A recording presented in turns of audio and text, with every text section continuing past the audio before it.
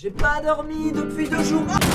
Ah les amis, j'ai découvert une histoire formidable. Connaissez-vous l'histoire du pain maudit de Pont-Saint-Esprit? Vous en avez peut-être déjà entendu parler puisque ces derniers mois l'affaire est sortie un peu dans quelques médias. Et surtout elle fait sensation parce que le mystère n'a toujours pas été expliqué. De quel mystère vais-je parler? Attendez, soyez patients, commençons l'histoire. Connaissez-vous la ville de Pont-Saint-Esprit? Moi je connaissais pas avant cette histoire, pour être franc avec vous. Il s'agit d'une petite ville du sud de la France. En 1950 il y a environ 4000 habitants. Il y avait 3 médecins, ce qui est pas beaucoup, ça fait un médecin pour 1000 personnes. Faut pas avoir une angine en même temps. C'est assez rural, ça vit essentiellement de la viticulture. Et la ville est très connue pour son pont. Tellement connue pour son pont que le mot pont est même dans le nom de la ville. Pourquoi le pont est connu? Parce que l'histoire raconte qu'il aurait été construit par le Saint-Esprit contre la volonté du diable qui ne voulait pas qu'il y ait de pont. Alors je pense que si ces deux entités existent, elles s'en battent un peu les couilles d'un pont. Après c'est mon avis, mais petit problème, le pont a été bombardé par les Américains pendant la guerre. Et du coup il y a plus de pont. Donc les habitants, les spiritains, je crois ils s'appellent Spiritini, merde, ils sont plus trop fiers parce que ce fameux pont est détruit, même s'ils en construisent un provisoire. Mais voilà, tout ça c'est juste pour contextualiser un peu ce que c'est que cette ville, d'où elle sort, ce qui s'y passe, etc. On va maintenant s'intéresser à des faits qui sont survenus dans les années 50 dans la ville et qui sont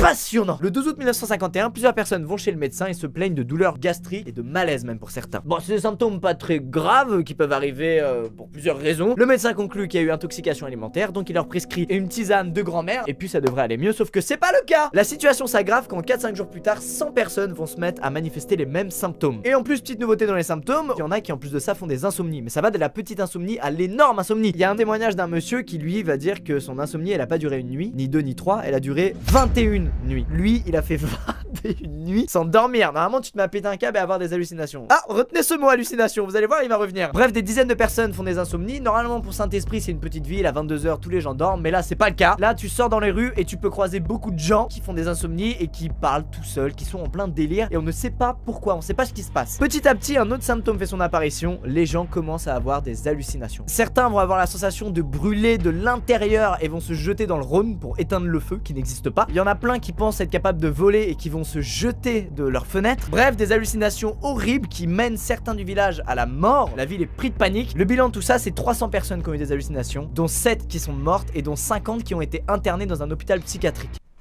Qu'est-ce qui a causé ça? Alors face à ça, les médecins, ils perdent un peu leurs moyens, ils comprennent pas ce qui se passe. En plus, je le rappelle, ils sont que 3. L'infrastructure de Pont-Saint-Esprit, elle est clairement pas faite pour gérer 300 personnes qui font un bad trip en même temps. Cette nuit-là, les victimes, elles sont de plus en plus nombreuses et en plus, elles sont de plus en plus incontrôlables. C'est vraiment des gens qui sont dans la démence, qui délirent totalement, qui bougent dans tous les sens, qui hurlent. Et c'est là que naît le mystère de Pont-Saint-Esprit. Il y a donc une enquête qui est ouverte et la première piste qu'on a est découverte par un professeur de médecine qui était en vacances au moment des faits, qui se rend à Pont-Saint-Esprit et qui fait le rapprochement entre les symptômes des victimes et une vieille maladie qu'on surnomme le mal des ardents ou le feu Saint-Antoine, qui est une maladie qui date du Moyen-Âge et qui avait apparemment complètement disparu. Il y a d'ailleurs pas mal de tableaux qui montrent des scènes horrifiques de gens qui sont victimes de cette maladie-là. Alors le vrai nom de cette maladie, c'est pas le feu Saint-Antoine, qui est un surnom parce que les victimes de la maladie ont l'impression de brûler de l'intérieur, c'est l'ergotisme. Le responsable de l'ergotisme, c'est l'ergot du seigle, qui est un champignon qui va se mettre sur le céréal, et quand tu l'ingères, tu vas avoir des symptômes très similaires à ceux qu'ont eu les habitants de la ville de Pont-Saint-Esprit le 24 août 1951. L'enquête va ensuite montrer que toutes les victimes de ces symptômes ont un point commun, elles ont acheté leur pain dans la même boulangerie. Est-ce que le pain aurait été confectionné à partir de farine contaminée par l'ergot de seigle? C'est possible, surtout vu le contexte, on vient de sortir de la Seconde Guerre mondiale, la France elle est en pleine famine, c'est une galère de nourrir tout le monde, donc la ressource principale c'est redevenu le pain. Cette piste de la contamination par l'ergot de seigle semble être la bonne. Le commissaire Sigaud de la police judiciaire de Montpellier est chargé de l'enquête et va donc aller vers la boulangerie qui semble avoir vendu le pain à tous ses habitants. Petit bémol, les boulangers ne choisissaient pas leur meunier, c'est-à-dire qu'ils recevaient de la farine d'un meunier qui leur était attitré, ils savaient pas d'où ça venait, donc c'est pas sa faute. Là, le commissaire Sigaud, lui, il est malin, il en a dans le ciboulot, et il va retrouver le minotier qui a confectionné cette farine, Monsieur Maillet. Il va l'interroger et bien le brusquer à tel point que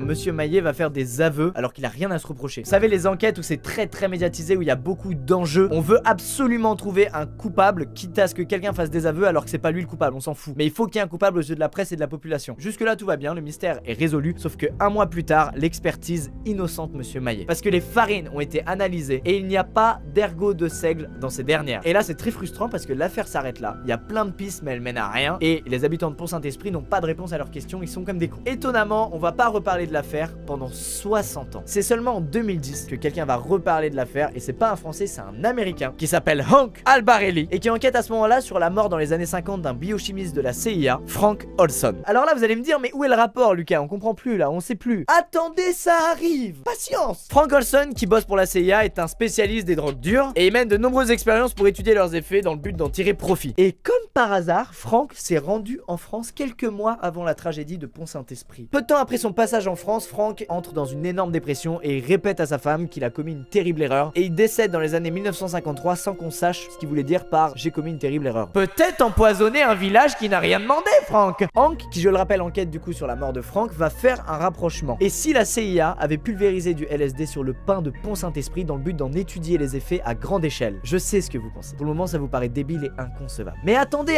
j'ai des infos pour vous. On va rentrer un peu dans la chimie mais vous allez voir c'est là où on se dit que cette idée elle paraît pas si conne. Il faut savoir que l'ergot de seigle contient des alcaloïdes, dont un en particulier celui de l'acide lysergique. Ça vous dit rien, c'est normal moi aussi, mais il faut savoir que le LSD c'est un dérivé de l'acide lysergique. Donc les effets de l'ergot de seigle et les effets du LSD sont très similaires. Ça vous paraît donc moins bête que les habitants de Pont-Saint-Esprit n'aient pas été empoisonnés à l'ergot de seigle, mais aient peut-être été drogués au LSD. Pourquoi pas, mais ça manque de preuves.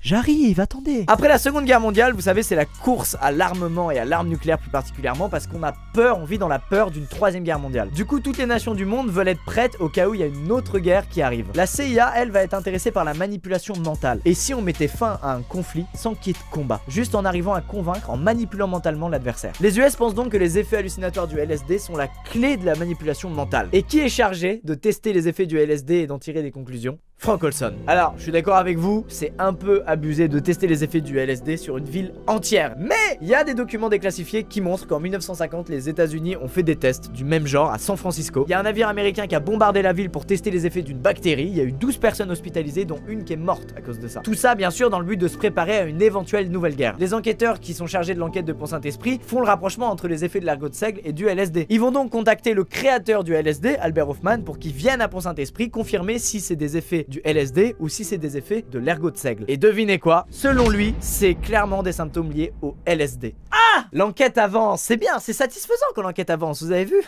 Attendez, elle va très vite arrêter d'avancer. Quelques jours plus tard, Albert Hofmann revient sur ses propos et dit qu'il s'est trompé. Que tout ça n'était pas lié au LSD mais à autre chose. Les US t'auraient pas mis un petit coup de pression, Albert? Est-ce qu'Albert s'est vraiment trompé? Est-ce que c'était vraiment l'ergot de seigle qui était responsable de tout ça et pas du LSD? Bah là pour le moment moi je penche plus vers l'ergot de seigle, hein, clairement. Mais attendez, c'est pas la fin. C'est passionnant, non sans déconner, elle est folle hein, cette histoire. Alors il faut savoir que la CIA pendant des décennies mène un programme où ils font des expériences horribles et inhumaines sur des gens contre leur gré. Sauf que les expériences vont mener à rien et que petit à petit les victimes vont sortir du silence, donc tout le monde va commencer à savoir ce qui se passe. Cette situation va obliger Bill Clinton en 1995 à faire une déclaration dans laquelle il s'excuse auprès de toutes les victimes de ces programmes secrets et à déclassifier des documents de la CIA qui jusqu'à présent étaient secret défense. Devinez qui va mettre son nez dans ces documents? Hank! Et bah oui, ça va peut-être l'aider à comprendre comment Frank Olson est mort. Hank trouve un document sur lequel on trouve et le nom de Frank Olson, et dans ce document, 2 paragraphes parlent des événements tragiques de 1951 de Pont-Saint-Esprit. Et tous les paragraphes suivants sont eux grimés de noir pour qu'on ne puisse pas les lire. Merde! Alors, est-ce que c'est un hasard ou pas qu'un document parle et de Frank qui étudie les effets du LSD et de la ville de Pont-Saint-Esprit? Bah on sait pas. Peut-être que Frank a tout simplement été au courant de ce qui s'est passé à Pont-Saint-Esprit et a étudié tout ça en se disant c'est du LSD qui a causé ça, on va quand même regarder les effets que ça a eu, même si ce n'est pas lui qui a donné le LSD à Pont-Saint-Esprit. Petite cerise sur le gâteau, Hank il va trouver un autre document dans lequel un employé du laboratoire Sandoz, le laboratoire pour lequel travaille Albert Hofmann qui a découvert le LSD, échange avec un agent secret américain, et dans ce document le dirigeant du laboratoire aurait avoué que les événements tragiques de Pont-Saint-Esprit ne seraient pas liés à l'ergot de seigle mais bel et bien au LSD. Fake ou pas fake, on ne saura jamais.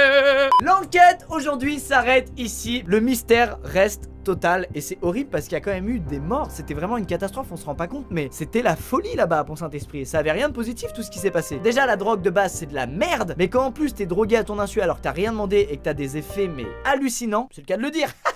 Est-ce l'ergot de seigle? Est-ce les Américains qui testaient les effets du LSD à grande échelle? On ne sait pas. On a le cul entre deux chaises, comme ceci, et puis on ne sait pas vers laquelle aller. Hop là, la CIA. Non, je sais, comme moi, vous avez envie d'aller vers la théorie la plus abusée, la plus scandaleuse, c'est notre cerveau d'humain hein, qui nous fait ça. Mais il faut rester objectif. En tout cas, j'espère que vous aurez bientôt compris à l'histoire, que j'ai apporté des précisions à ceux qui étaient déjà au courant de l'affaire, mais qui n'avaient pas tous les infos. En tout cas, j'espère que ça vous a plu cette histoire. N'hésitez pas à aimer la vidéo si c'est le cas. C'est ni un thread, ni un truc. Là, j'ai tenté, voilà, de raconter une histoire mystérieuse. Je me suis documenté comme j'ai pu et franchement, j'ai été passionné de ce truc là, vraiment je trouve ça génial comme histoire. Je vous fais plein de bisous, je vous dis à très vite dans une prochaine vidéo. Peut-être qu'il relate aussi d'histoires mystérieuses comme ça et pas forcément de thread, je sais pas. C'est la première peut-être d'une longue série, on sait pas. Je vous dis à très vite dans une prochaine vidéo, portez-vous bien, au revoir.